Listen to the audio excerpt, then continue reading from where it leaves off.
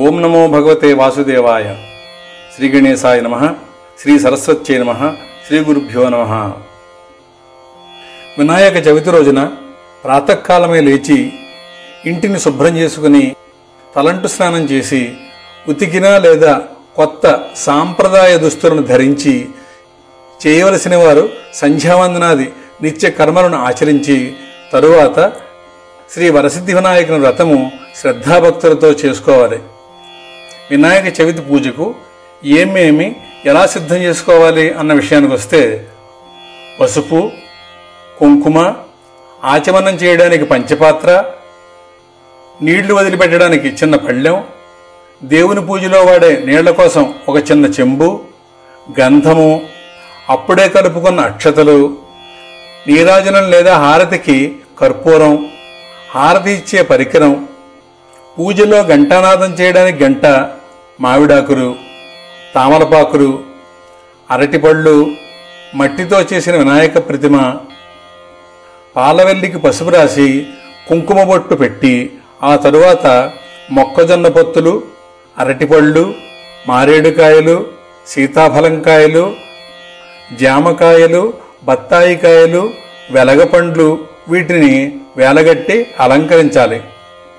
అన్నీ ముచికలతో ఉన్నవి తీసుకుంటే పాలవెల్లి కట్టుకోవడం సులభం. తరువాత కొబ్బరికాయలు 2 కొబ్బరికాయలు కొట్టేందుకు ఏర్పాటు చేసుకోండి. అలాగే కొబ్బరి నీళ్లు పట్టుకోవడానికి పాత్ర కూడా ఏర్పాటు చేసుకోండి. పంచామృతాలు అంటే ఆవు పాలు, ఆవు నెయ్యి, ఆవు పెరుగు, తేనె, పంచదార కలిపిన మిశ్రమం సిద్ధంగా ఉంచుకోండి. దేవుని పూజ అనంతరం ఈ పంచామృతాలు, కొబ్బరి నీళ్లను తీర్థంగా తీసుకుంటాం. ఇక పసుపు గణపతిని అలా చేయాలి. ఒక చిన్న పళ్ళెంలో కొంచెం బియ్యం పోసి దానిపై తమలపాకు ఉంచి దానిపై పసుపు ముద్దతో గణపతిని చేసి కుంకుమ బొట్టు పెట్టి సిద్ధంగా ఉంచుకోవాలి.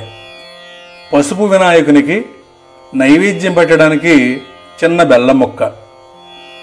ఇక మట్టితో చేసిన వినాయక ప్రతిమ పెట్టడానికి పీటకు పసుపు రాసి కుంకుమ బొట్లు పెట్టి దానిపై తామరాకు కానీ లేదా ఒక గావంచ అంటే అంచులున్న తెల్ల తువ్వాలకు పసుపు బొట్లు పెట్టి పరచి దానిపై వినాయక ప్రతిమ ఉంచండి.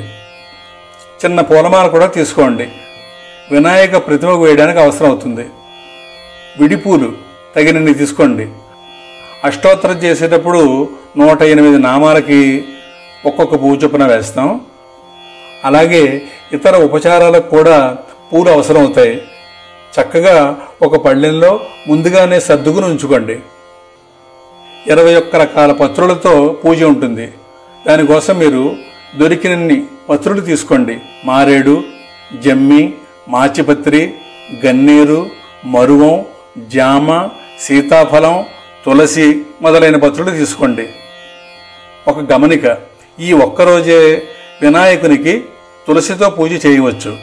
మిగతా రోజుల్లో తులసితో వినాయకునికి పూజ చేయరాదు. గరిక గడ్డి తప్పకుండా తీసుకోండి.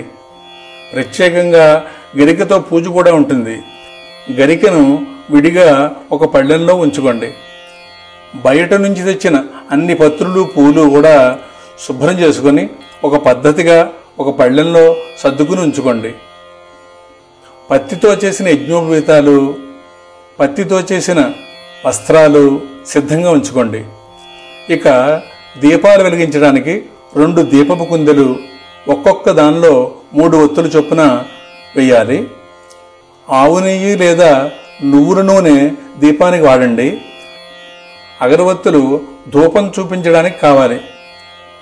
ఇక మీ ప్రాంతీయ ఆచారాలను బట్టి తీపి కుడుములు అంటే జిల్లేడికాయలు, అవి కాకుండా ఉండ్రాళ్ళు, ఇతర పిండి వంటలు మరియు వంటలు అన్నీ కూడా కొంచెం కొంచెం ఒక అరటి ఆకులో కానీ ఒక విస్తర ఆకులో కానీ వడ్డించి శ్రీ వరసిద్ధి వినాయకుని ప్రతిమకు మహానైవేద్యం సమర్పించాలి.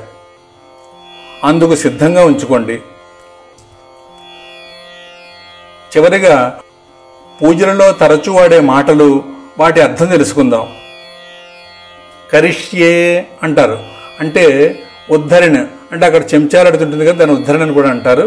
చెంచాతోటి కానీ ఉద్ధరణతోటి కానీ కొంచెం నీళ్లు తీసుకుని ఎడమ చేతిలో పట్టుకుని కుడి చేతి ఉంగరం వేలితో ఆ నీడను ఒకసారి ముట్టుకుని పళ్ళెన్నో వదిలిపెట్టాలి. కరిష్యే అన్నప్పుడల్లా చేయవలసిన పని ఇది. తర్వాతగా ధూపం అంటే అగరవత్తులు వెలిగించి అగరవత్తులు వెలిగించగా వచ్చే పొగను దేవునికి చూపించడం.